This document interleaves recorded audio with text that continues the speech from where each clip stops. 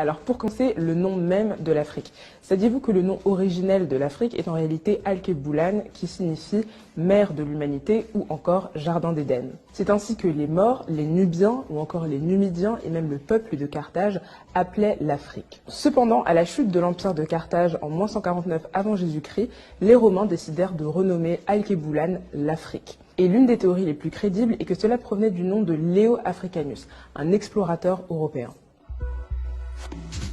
L'Afrique est rarement associée au monde des mathématiques ou encore au monde des sciences. Mais saviez-vous qu'en réalité, les deux premiers outils mathématiques au monde ont été retrouvés au Swaziland, c'est l'os de Lebombo, et entre l'Ouganda et le Zaïre, c'est l'os de Ishango.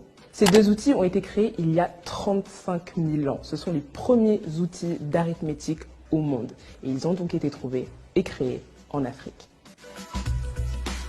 On sait tous que l'Afrique est le berceau de l'humanité, surtout depuis la découverte de Lucie en 1974 en Éthiopie. Mais saviez-vous qu'en réalité, c'est le berceau de la vie? L'Afrique est le seul continent sur la planète à réunir à lui tout seul 9 biomes, c'est-à-dire 9 écosystèmes, notamment les savanes, les mangroves, les forêts ou encore les prairies et les déserts. C'est également, bien évidemment, le continent le plus riche en matière de ressources naturelles. Pétrole, or, diamant, aluminium, gaz, graphite, sel, bois, charbon et encore tellement d'autres minerais. En parlant de minerais, parlons du cobalt. La plus grosse réserve de cobalt se trouve en République démocratique du Congo.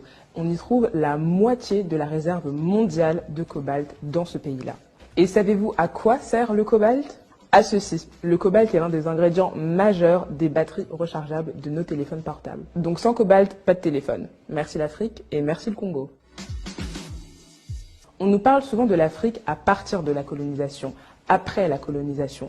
Mais saviez-vous qu'avant la colonisation, l'Afrique était en réalité un continent dynamique et mouvementé, où on parlait plus de 2000 langues et surtout où on comptait une multitude d'empires. L'empire Songhai, l'empire Toucouleur, l'empire Kong, l'empire Ashanti ou encore le califat de Sokoto. Des villes riches, renommées et prospères.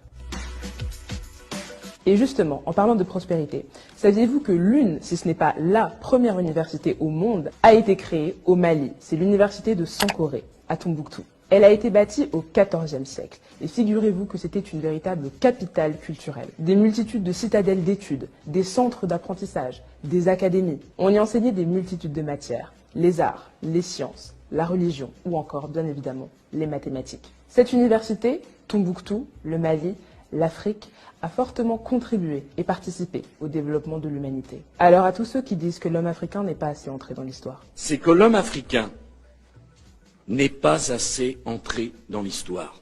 Je n'ai qu'une chose à vous dire. En êtes-vous bien certain ?